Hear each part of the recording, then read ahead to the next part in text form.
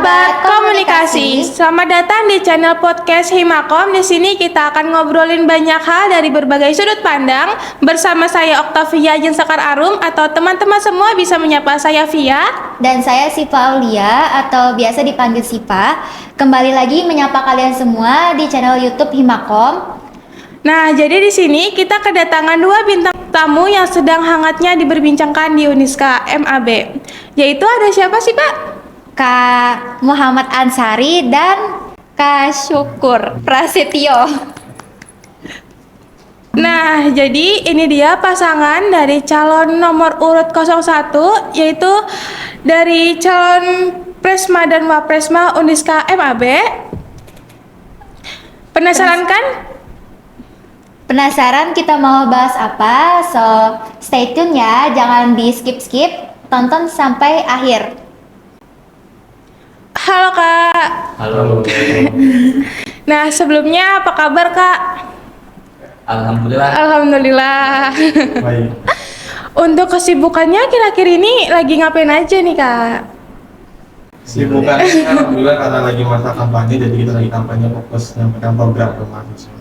Iya. Untuk Kak An sendiri? Mungkin keadaan dilihat ini baik, cuman sebenarnya itu masalah kesehatan ya kurang fit karena padatnya aktivitas kan. Ini masa-masa kampanye, jadi kami bagaimanapun setiap hari itu harus ada kegiatan agar kiranya kita menyampaikan kepada kawan-kawan mahasiswa biar tahu nih, mengajak dan meyakinkan mereka untuk memilih kami. Dan di sini pun kami hadir di dalam podcast kawan-kawan yang diadakan oleh Makom biar lihat apa yang bakal kami bawa nantinya dan dampaknya kepada kawan-kawan mahasiswa juga. Sangat semangat sekali ya tentunya Kak. Semangat. Seperti yang dibilang tadi bahwa kedua narasumber kita sekarang ini pasangan calon Presma dan Wapresma yang akan berkontestasi pada Pemira 2024 Uniska MAB. Oke, aku mau tanya nih Kak, awal mula kalian bisa meyakinkan diri untuk mencalonkan sebagai Presma dan Wapresma tuh apa sih Kak? Kayak gitu.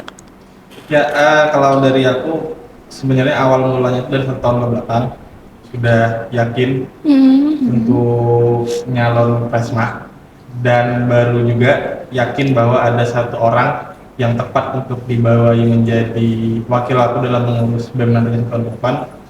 Dan alhamdulillah mungkin ini satu jalan untuk menemukan jodoh terbaik ya. Waduh, jodoh Kak bahas saja ya.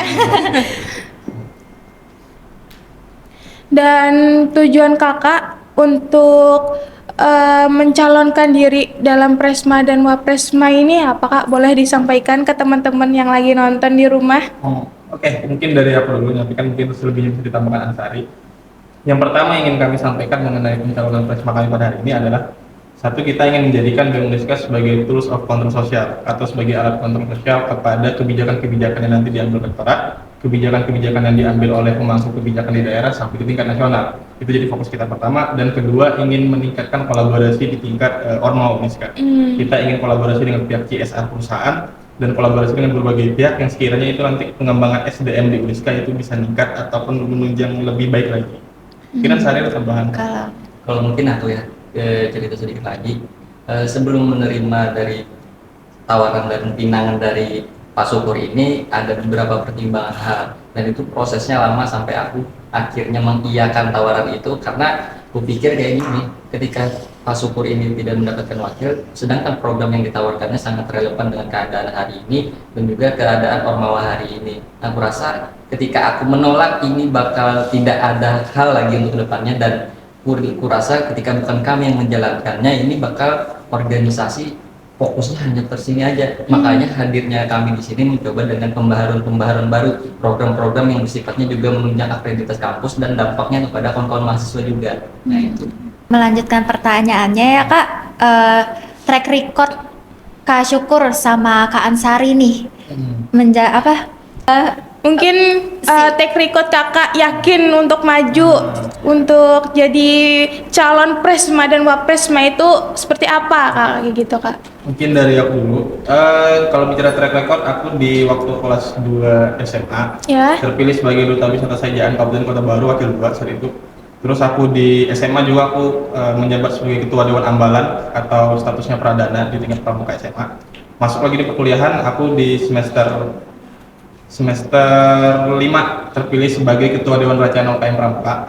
Di semester 3-nya aku terpilih Iya. sebagai ketua kelompok studi mahasiswa Fakultas Hukum, ketua yang pertama sekaligus pendiri. Terus prestasi secara akademik aku juga mendapatkan pertama juara kompetisi debat mahasiswa Indonesia, juara 1 tingkat UNESKA. Yang kedua aku juara mengenai lomba debat hukum tingkat daerah Kalimantan Selatan. Waduh, jadi tiap tahunnya ada terus gitu ya Kak, alhamdulillah. Kalau dari Kak sendiri Kak? Kalau dari aku sebenarnya kalaupun berbicara tentang organisasi dan aku hari ini muncul ke permukaan itu sebenarnya bukan baru-baru aja. Aku sudah lama terjun ke dalam organisasi mulai sejak SMA kelas 1. Nah, pada tahun 2020 atau 2019 aku menjabat sebagai wakil ketua OSIS di SMA Negeri 2 Banjarmasin. Nah, kalaupun bicara di tingkat kemahasiswaan atau bicara tingkat universitas, aku waktu pertama kali itu bergabung ke dalam Himakom, divisi kayak kalian juga nih hari ini broadcasting. Terus Iya. itu pada tahun 2021 itu aku juga ikut dengan keeksekutifan yang ada di UNISKA, yaitu sebagai apa namanya badan eksekutif mahasiswa, cuman statusnya di sana eksekutif muda. Nah, di sana aku mengambil pembidangan yang namanya sosial politik. Nah, di situ aku menanggung jawabi aksi Kamisan. Jadi daripada bagian BEM eksekutif kemarin itu aku terlibat di dalam aliansi Kamisan pada tahun 2021. Nah, pada tahun selanjutnya aku menjabat sebagai pengurus di Himakom di divisi broadcasting. Lanjut lagi untuk sekarang ini aku pernah berkecimpung juga di BEM eksekutif di tingkat universitas di tahun 2022 Saka Juang. Nah, itu Iya. kabinetnya Bang Habibie sama Bang Erwin. Di situ aku berkecimpung juga menggeluti di bidang koordinator kajian strategi dan advokasi. Nah, hari ini posisinya bukan hanya mencalonkan sebagai wakil presiden, namun juga masih berstatus anggota aktif di FISIP sebagai divisi sosial dan politiknya di situ ambil. Aduh, keren banget ya. Iya. Sebelum ngelanjutin nih Kak, kan kita udah kenal nih dari track recordnya ya. Sebelum ngelanjutin, pengen tahu dulu nih perkenalan secara singkat. Mungkin dari asalnya dari mana, semester berapa, fakultas apa. Boleh Kak, dari Kak Syukur dulu atau Kak Aan? Coba dulu. Ya, jadi nama aku tuh Syukur Prasetyo. Aku lahir di tanggal 19 Januari 2002. Usiaku baru 22 tahun. Aku lahir di Tanjung Balai Karimun, Kepulauan Riau. Dan aku pindah di Kalimantan Selatan itu pada usia 17 tahun. Jadi aku sudah dari lahir besarnya tuh di Kepulauan Riau dan baru pindah ke Kalimantan Selatan sekitar ya ini 22 kurang 17, 5 tahun lah. Sekitar 5 tahun baru di sini. Ya, dan alamatku di Tanah Bumbu. Jadi orang Tanah Bumbu aja Tanah kenal. Bumbu. Jadi di sini ngekos Kak atau gimana Kak? Alhamdulillah ngekos. Ngekos. Anak kosan berarti lah Kak. Kosan. Sedangkan Kak Aan? Kalau aku, nah izin kawan-kawan ya, kenalan Muhammad Ansari, biasa disapa kawan-kawan yang ada di Uniska ini Aan. Nah, jadi kalau berbicara tentang kelahiran itu, kelahiran pada tahun 19 Mei 2003. Nah, untuk sekarang semester aku menuju ke 6, jadi semester 6. Terus itu kalau jurusan ilmu komunikasi dan fakultasnya itu sosial dan politik. Nah, itu. Kalau asli dari Banjarmasin ini aku, dari keturunan orang tua kakek nenek asli Oh iya. Banjarmasin. Berarti asli orang Banjar lah Kak. Asli orang Banjar. Kawan-kawan Banjar jangan lupa coblos kami. Kawan-kawan Tanah Bumbu yang sekitarnya wajib coblos kami. Membahas perihal gagasan nih Kak. Apa sih gagasan yang bakal kalian bawa gitu kalau terpilih? Baik, kalau mengenai gagasan, alhamdulillah kami salah satu calon yang di sini satu-satunya mempublikasi mengenai gagasan. Kawan-kawan bisa akses Instagram resmi kami bersuara untuk Uniska. Di situ di link bio Instagram kami ada link untuk kawan-kawan bisa akses mengenai grand design kami. Di mana grand design itu ada latar belakang pembahasan apa yang kami bawa, terus ada struktur organisasinya juga yang ingin kami bawa, sampai visi misi dan juga program kerja unggulan sampai program kerja strategis. Semuanya sudah tertera di situ secara rapi, secara konkret, dan kawan-kawan bisa akses dengan transparansi segala macam, tidak ada kami tutup-tutupi. Ya, secara garis besarnya kami ingin membawa new era baru dari Uniska. Tadi Apa nama Instagramnya Kak? Bersuara untuk Uniska. Nah, jangan lupa di follow untuk teman-teman yang di rumah atau ada di bawah sini.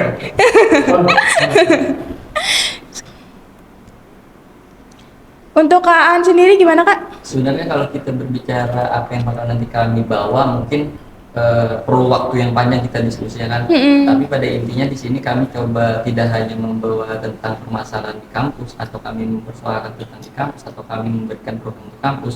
Cuman di sini kita coba setarakan karena tingkatnya universitas. Nah, jadi di sini kami membawa untuk Uniska itu sendiri dan Kalimantan Selatan dan juga untuk Indonesia. Nah, itu. Terus mengenai program yang kami tawarkan itu, yang pertama ada advokasi. Advokasi itu kami beri nama program unggulan kami Bilik Aduan Mahasiswa, yang dimana di sini untuk menampung, menyampaikan keresahan-keresahan mahasiswa, dan di situ kita nanti kita sampaikan ke pihak pejabat-pejabat kampus. Nah, terus ada program yang dimana namanya itu Creative Hub. Creative Hub itu belum pernah ada nih terjadi dilaksanakan oleh kawan-kawan UKM, kawan-kawan Ormawa yang ada Uniska. Bahkan terus di tingkat BEM eksekutifnya juga belum ada. Nah, di sini kami mengkolaborasikan kepada pihak-pihak perusahaan, pihak-pihak CSR untuk bermitra dengan kami biar program kita ini terrealisasi. Tujuan kami apa? Biar mahasiswa-mahasiswa itu terlibat dalam program-program yang kami tawarkan nantinya. Juga ini untuk bekal nanti kesiapan di dalam dunia kerja. Masalahnya ini bukan kami nanti, bukan pelatihnya, cuman langsung oleh pihak-pihak perusahaan di bidang pelatihan yang tertentu nanti kami tawarkan pembidangannya. Terus itu juga ada namanya Uniska Muslim Pair, yang dimana kampus kita ini kan kampus Islam, kita tidak bakal bisa lepas dari hal itu. Apalagi kita menyandang gelar Syekh Muhammad Arsyad Al-Banjari. Nah, jadi program kami ini mungkin sedikit gambaran ada tentang, mungkin di sini ada kayak sejenis lomba-lomba yang kami tawarkan rekayanya. Terus di puncaknya itu mungkin ada seminar nasional yang menghadirkan tokoh-tokoh agama, ataupun kita mengundang ustadz-ustadz ataupun penceramah di tingkat nasional. Iya. Nah, fungsinya apa juga di sini? Biar kita di sini kawan-kawan mahasiswa bisa berhadir juga, bisa menunjang akreditas kampus. Nah, di situ.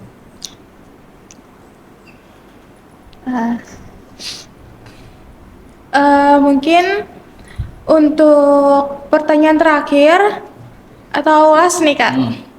Bagaimana sih Kak cara kalian meyakinkan mahasiswa Uniska bahwa kalian nih pantas menjadi Presma atau Wapresma Uniska 2024 dan seterusnya? Baik, siapa dulu? Oh, boleh. Nah, mungkin kawan-kawan, bagaimana kami cara meyakinkan? Yang pertama, filterisasi. Jadilah pemilih yang membandingkan. Hari ini lihat dari contoh dari Instagram kami Bersuara untuk Uniska dan bandingkan oleh akun Instagram mereka. Nah, dan juga di sini kita hanya satu-satunya pasangan calon yang berani menampilkan kepada publik grand design yang kedepannya apa yang bakal kami bawa. Nah, di sini jadi bahan perbandingan, bahan pertimbangan, dan juga telaah lagi trik kami tidak hanya sekarang maju, cuman kami di sini sudah lama berkecimpung di dalam dunia organisasi, dan kami sudah insya Allah memahami tentang keadaan mahasiswa hari ini, memahami tingkatan UKM ataupun ormawa di kampus. Nah, itu mungkin bisa jadi bahan pertimbangan untuk kawan-kawan untuk mencoblos nanti pada tanggal 26 pasangan nomor urut 01 Muhammad Ansari dan juga Syukur Prasetyo. Mungkin tambahan Pak? Ya, secara garis besarnya ada dua hal yang ingin saya sampaikan. Satu, mengenai kalau kita bicara gagasan, apa yang ingin kita lakukan ke depan, maka kita lihatlah apa yang sudah kami lakukan ke belakang. 1 tahun di kepengurusan saya sebagai Ketua Umum Dewan Rencana atau Ketua Dewan Rencana Pramuka Uniska, banyak perubahan besar yang saya lakukan. Pada saat zaman saya jadi ketua, perputaran peruangan atau perputaran uang di Pramuka Uniska itu alhamdulillah itu menjadi paling tinggi dalam sejarah. Kedua, inventaris barang, dan pada saat zaman saya menjadi ketua umum Pramuka Uniska, itu salah satu nilai harga barang yang saya beli adalah paling tinggi dalam sejarah Pramuka Uniska. Itu menjadi modal saya nanti lakukan ke depan lobian segala macam. Jadi kalau kita ingin bicara apa yang ingin saya lakukan ke depan, jaminannya adalah lihatlah apa yang sudah saya lakukan ke belakang. Aduh, keren. Selanjutnya adalah ini mengutip pendapat dari Buya Hamka, salah satu tokoh Islam yang sangat saya kagumi. Beliau pernah mengatakan kalau hidup sekedar hidup, babi di hutan juga hidup. Kalau hidupnya sekedar cari makan, monyet di hutan juga cari makan. Pesan yang beliau sampaikan adalah hidup itu harus bermanfaat. Jadi jika nantinya pada tanggal 26 Februari 2024 ini kawan-kawan dengan memilih pasangan urut nomor 1 itu adalah satu kebermanfaatan, maka lakukanlah. Jangan ragu. Itu aja yang dari saya. Nah, itu guys. Jangan lupa ya guys, follow apa tadi Kak akun IG-nya Bersuara untuk Uniska. Dan jangan lupa di tanggal 26 Februari kita mencoblos di nomor urut 01. Login pakai akun Sia kawan-kawan. Nah, Jangan diwakilkan. Jangan diwakilkan. Jangan dikasih password sianya ke orang lain. Suara Nah, dengerin tuh, guys.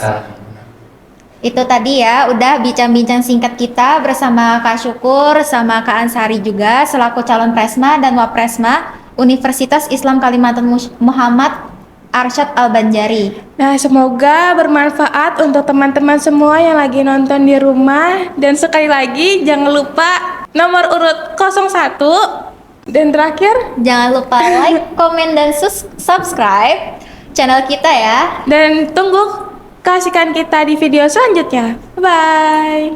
Bye-bye. Bye.